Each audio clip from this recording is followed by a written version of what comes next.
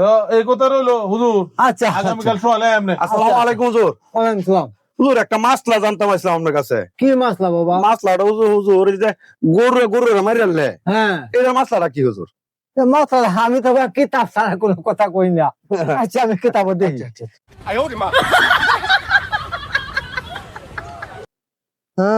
হামসা জবর হাম হামের উপর লাম গরুতে গরু মরলে দিতে হয় না দাম।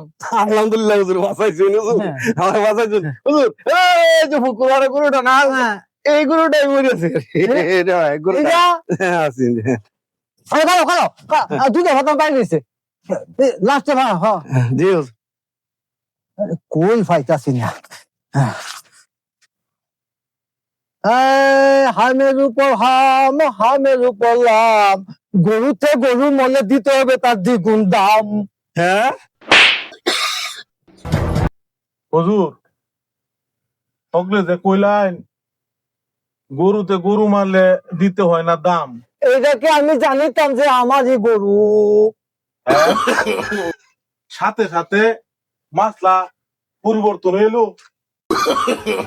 no, no, no, no.